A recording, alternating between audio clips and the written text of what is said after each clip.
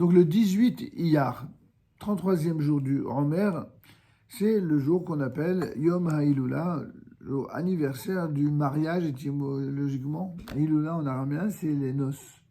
Ce sont les noces mystiques du tzaddik avec Dieu ou du tzaddik avec le peuple d'Israël. En tout cas, il s'agit de l'anniversaire du mariage, mais aussi du décès de l'illustre Rabbi Shimon Bar Yochai, qui est le maître des kabbalistes au IIe siècle. Le 18. 18 Iyar, oui. 33e jour du Homer. C'est une demi-fête, comme un Chol HaMoed, où on ne dira pas les tachanonim, c'est-à-dire les supplications. Cette célébration tombe toujours au milieu de la période appelée de demi-deuil, qui est le Homer.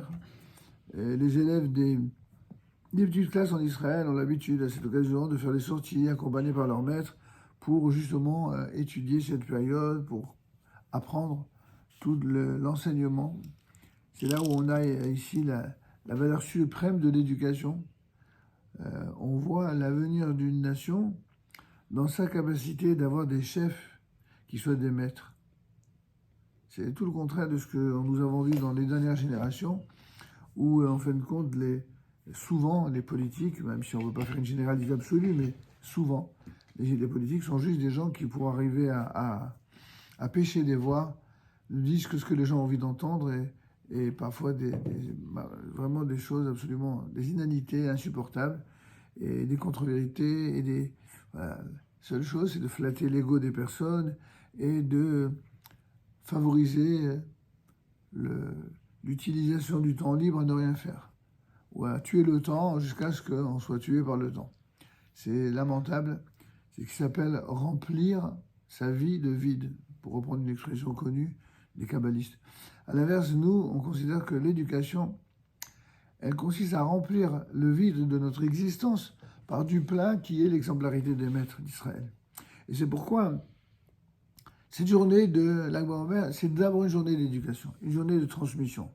Bien sûr, c'est aussi une journée qui est fêtée par des chants d'allégresse, des danses, des feux de joie, et ce, notamment dans les villes saintes de Safed et de Méron, en l'honneur de Rabbi Shimon Bar Yochai. C'est à Méron où se trouve la tombe du maître et de son fils, Rabbi Lazare, que les festivités atteignent leur sommet, en quelque sorte. Celui qui n'a pas vécu un Lag BaOmer à Méron, disent certains de nos sages de notre génération, eh bien, vraiment ne savent pas ce qu'est la vraie joie. On avait dit ça à propos de celui qui n'a pas vu Simchat Bet HaShoeva au Bet HaMikdash, il ne peut pas savoir ce que c'est vraiment la joie. Bien, certains disent la même chose pour la Simcha la Hilula de Rabbi Shimon Bar Yochai à Méron. Une joie débordante, d'une foule de centaines de milliers de personnes. Il y a même une année, on a atteint le record de plus de 1 200 000 personnes. C'était du jamais vu. C'est incroyable. C'est d'autant plus incroyable que, bon, quand on voit aujourd'hui le mal que se donnent tous ceux qui sont les influenceurs, les inconditionnels des réseaux sociaux, le mal qu'ils se donnent pour faire la publicité, pour faire de chaque rencontre un événement, pour finalement réunir quelques centaines de personnes dans le meilleur des cas. Là, on voit quelqu'un qui est mort et enterré depuis des siècles. Et tu vois plus d'1 million de personnes qui viennent. C'est la folie quand même quand tu compares. C'est quelque chose d'incroyable. Alors qu'est-ce qui fait? C'est-à-dire que lorsqu'une personne quitte ce monde, n'a plus aucun intérêt, aucune relation avec l'ego, avec la notoriété, avec la richesse, la force, la puissance, la domination, bref, tout ce qui fait courir les hommes, eh bien, Dieu fait en sorte, en quelque sorte, de témoigner lui-même ce que valait cette personne. Et c'est pour ça que il y a des gens qui, après leur départ, c'est comme s'ils n'avaient jamais existé, même par les calculs. Si ce n'était pas des Google ou des YouTube qui nous rappellent qu'ils ont existé, on les connaît. Qui est-ce qui les connaîtrait? Personne. Et ainsi, d'ailleurs, tous ceux qui ont méprisé les sages d'Israël, même quand ce sont des grands de la pensée, ils ne laisseront qu'une trace dans l'histoire. Parce qu'en fait, ils sont eux-mêmes insignifiants. Ils ont ils ont utilisé tous les bienfaits dont Hachem les a gratifiés, la sagesse, l'intelligence, éventuellement la richesse, la popularité. Au lieu d'utiliser tout ça pour faire du bien, qu'est-ce qu'ils ont fait? Pour faire du mal. Quelqu'un qui utilise tout ça pour faire du mal, ça veut dire pour faire le contraire de la volonté d'Hachem. Dieu ne souhaite qu'une chose, c'est qu'on fasse du bien, pas du mal. Pour arriver à faire du bien, il faut mener beaucoup de combats. Sauf qu'il y a des gens qui mènent les combats d'une manière sale, d'une manière éhontée, mensongère, calomniatrice, et d'autres qui mènent des combats pour la vérité d'une manière propre, même si c'est des fois très dur. Un de ceux-là, Rabbi Shimon Bar Yochai. Rabbi Shimon Bar Yochai, qui, ne l'oublions pas, a été, sur dénonciation aux autorités romaines, il a été condamné à mort. Et ici, il a dû se planquer dans cette fameuse grotte. Et c'est pendant qu'il était seul au monde qu'il a révélé une lumière de plus de la Torah. C'est pourquoi il y a des gens, ils écrivent des bouquins, La solitude d'Israël, etc. Et ils s'en émeuvent. C'est normal. Quand on est de l'ordre simplement du sentimental ou du philosophique, on ne peut pas aller plus haut. Mais quand on est à un niveau beaucoup plus spirituel, la solitude, ça a du bon. Quand on est seul, au moins, on n'est pas mal orienté, on n'est pas influencé par de mauvaises influences nauséabondes. Ça peut être une excellente chose, notamment pour Israël. C'est marqué dans la Torah. Hen, Am, Levadad, Ishkon, ou Bagoim le Trachav. En fait, le peuple d'Israël, quand il est vraiment lui-même, alors il sera solitaire, il sera... C'est pas une nouveauté, c'est une constance. Certains juifs l'ont oublié. Surtout les juifs qui ont eu pour idéal de ne plus être juifs, d'abandonner totalement le judaïsme, de tourner le dos à Dieu. Alors pour eux, ils étaient persuadés qu'en en oblitérant le judaïsme, en le modifiant, en le libéralisant, entre guillemets, en le rendant libéral, et en le rendant plus goy, alors les nations du monde respecteraient davantage et aimeraient davantage les juifs. Et c'est exactement le contraire qui se produit. Seulement, ils ne savent pas tirer la leçon. Ils ne tirent aucune leçon. Quoi qu'il en soit, la joie débordante de ces milliers, centaines de milliers de personnes qui sont venues en pèlerinage, qui viennent ce jour-là à Méron, c'est cela qui fait que c'est une joie à la fois magnifique, mais qui est entourée de mystères. Exactement comme la Kabbale elle-même, qui est enseignée par l'illustre maître de Rabbi Shimon Bar Yochai, le fameux Zohar, le livre de la splendeur. D'une manière plus simple, nos sages ont expliqué dans le Shulchan Aruch, dans la première partie Orach Chaim, au chapitre 93, paragraphe 2, en disant que le 33e jour du Homer, l'épidémie qui avait décimé les rangs des élèves de Rabbi Akiva, comme on le voit là-bas dans le traité talmudique à la page 62b, eh bien, juste à ce moment-là, cette fameuse épidémie s'arrêta. Le fameux Meiri, dans son commentaire intitulé Bet HaBechira sur le traité Yevamot, il écrit à ce propos que selon une tradition transmise par les Géonim, l'Ag BaOmer cessa l'épidémie parmi les élèves de Rabbi Akiva, ou tout au moins, elle s'atténua progressivement et même considérablement à partir de ce jour-là. Et c'est pourquoi on a l'habitude de ne pas fixer de jeûne ce jour-là, mais au contraire de le consacrer en jour de joie. Selon d'autres maîtres, notamment le Maharil de Mayence, grand maître du monde ashkénaze, c'est pour des raisons d'un autre ordre que l'Ag BaOmer a été choisi comme jour de fête. Selon une vieille tradition, c'est ce jour-là où, avant de quitter ce monde, Rabbi Shimon Bar Yochai révéla à ses disciples les plus proches ces fameux secrets de sa doctrine, qui furent ensuite consignés dans le Zohar.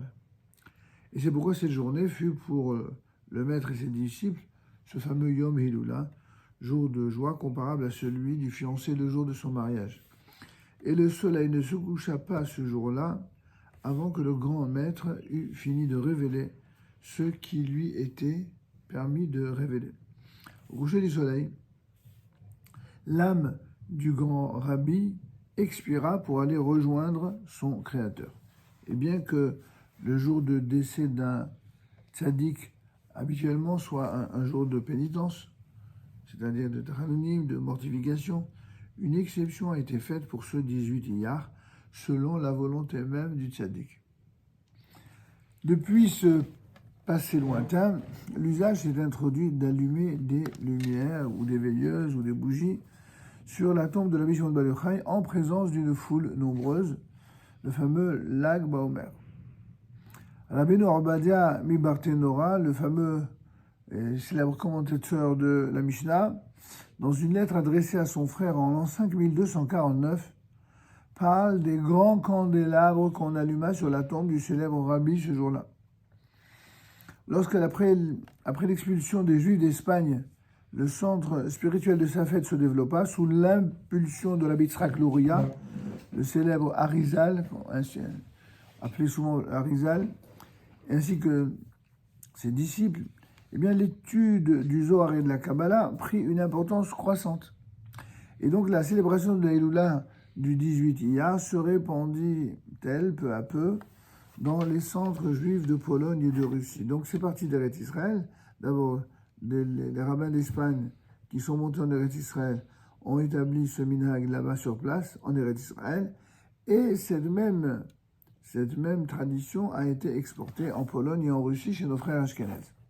Un peu plus tard, les grands maîtres du chassidisme, les fameuses disciples du Besht, le Baal Shem Tov, notamment, firent de Lag Baomer une véritable fête grandiose, en mettant des habits de fête, dressèrent une table somptueuse le jour d'Aïloula, et à cette occasion, on lisait des passages du Zohar, on chantait, on dansait exactement comme pour Simchat Torah. Autant dire qu'en Afrique du Nord, c'était à peu près les mêmes usages, sauf que plutôt que de faire de grands feux, comme ils faisaient en Eretz Israël ou en Pologne, eh bien, ils allumaient tout simplement des bougies dans les synagogues, les Bate Midrashot et les centres communautaires. Un poème en l'honneur du célèbre rabbi, le fameux Rabbi Shimon Bar Yochai, que l'on trouve dans la plupart des rituels de prière qui sont édités en Eretz Israël et même dans ceux du rite ashkénaze. C'est un piyut très connu, intitulé le fameux Bar Yochai, le Bar Yochai, qui est connu vraiment dans le monde entier, qui est chanté le 33e jour du Homer à la fin de l'office. Dans le Minhag Séfarade d'Afrique du Nord, il est récité même entre Pessah et Shavuot, tous les vendredis soirs. Et dans certaines mêmes communautés d'Alger, c'est tous les vendredis soirs qu'il récitait ce fameux piyut. En tout cas, c'est un piyut qui avait été composé en l'honneur de Rabbi Shimon Bar Yochai. À sa fête, ce poème est chanté tous les vendredis soirs, tu vois, même à sa fête apparemment, après la Kabbalah Shabbat. En Afrique du Nord, chez les Juifs algériens et tunisiens notamment, on avait l'habitude, le jour de Lag Baomer, de se réunir en famille et d'étudier des passages du Zohar complétés par un tikkun, c'est-à-dire par une récitation de textes de Zohar particulière. On organisait ensuite une grande séouda en allumant des lampes spécialement destinées à cette fête. Un emplacement particulier de la synagogue porte le nom de Rabbi Shimon Bar Yochai, souvent dans les diverses synagogues nord-africaines. Le Lag Baomer est célébré en Eretz Israël par des jeunes qui allument le soir des bûchers longuement préparés à l'avance, mais aussi des pèlerinages de milliers de personnes qui se rendent à Méron et les voyages de groupe qui sont organisés chaque année au départ des principales villes du pays. Celui qui peut se recueillir devant la tombe du tzaddik et de son fils, évidemment, on sort profondément remué. Il est clair qu'en temps de guerre, les choses sont parfois différentes, donc il faudra respecter, comme l'ont demandé les deux grands rabbins d'Israël, respecter les consignes de sécurité en temps de guerre, bien entendu.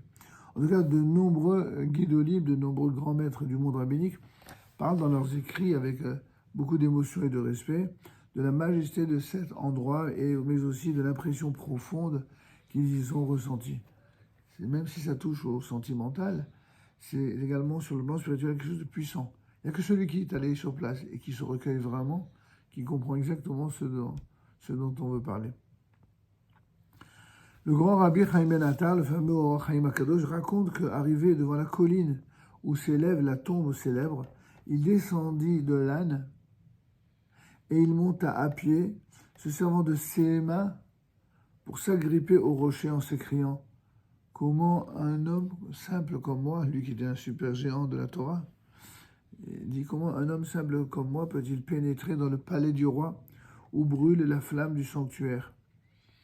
Et pendant la Hilula, il rayonnait de joie.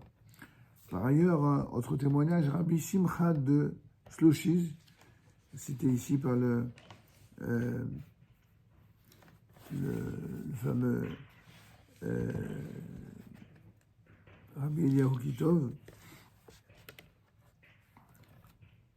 lorsque le Rabbi Simcha de Shlochiz montait en Eretz Israël, est monté au milieu du XVIIIe siècle, il raconte dans ses livres au sujet de la Hilula qu'au sommet de la colline, à côté du tombeau de Rabbi Shimon bar Yochai, se trouve une colonne de pierre surmontée d'une énorme coupe que l'on remplissait d'huile. On y trempait des vêtements de lin usagés et en allumant ces mèches, la lumière répandue par ces torches était visible à des dizaines de kilomètres dans la plaine. Il se répandit alors, dans les milieux pieux mais ignorants du peuple, l'usage de jeter dans ce feu des vêtements précieux, des bijoux, des voiles en soie, etc. Les autorités religieuses de l'époque élevèrent leur voix contre de pareils usages, si peu conformes au judaïsme. Ne serait-il pas dire ces fameuses guédonymes plus sages, plus conformes et plus dignes du souvenir de ce tzaddik, de donner ces objets à un organisme de bienfaisance qui les vendrait afin de secourir des milliers de pauvres qui vivent dans le dénuement le plus complet. Il y a toujours dans les célébrations, voilà, les deux niveaux. Ceux qui donnent de manière constructive, intelligente, vivante, et ceux qui ils jettent dans le feu. Et ils considèrent que jeter dans le feu, c'est quelque chose qui procède de quelque chose de positif. Donc on voit bien que les usages ne sont pas les mêmes. Des autorités religieuses incontestées, telles que le fameux Peri Hadash, qui était le grand maître de Jérusalem et qui fut le commentateur du Shulchan Aruch, ainsi que le Khatam Sofer, l'un comme l'autre se posait la question du point de vue de la halakha s'il était légitime de fêter avec tant d'éclat un jour que nos maîtres du passé n'avaient jamais désigné comme demi-fête. Donc on voit que il y a sur cette journée-là, le moins qu'on puisse dire, c'est que ça a fait couler beaucoup d'encre, y compris parmi les haramim. Et la seule chose sur laquelle il y a une unanimité, c'est de dire que ce sont des grands jours, que ce sont des jours où on invite le peuple à l'élévation et à prendre en exemple l'exemplarité des grands maîtres. Ça, là-dessus, il n'y a pas de marloquette. Est-ce que vous pouvez me dire, Rabbi Shimon bar Yochai, qu'est-ce qu'il a écrit comme... Rabbi Shimon bar Yochai, il a écrit certainement d'innombrables choses, mais l'œuvre la plus magistrale connue, c'est le fameux Zohar. Quand on parle du Zohar à Kadosh, le livre dit de la splendeur, c'est le fameux Zohar de Rabbi Shimon bar Yochai.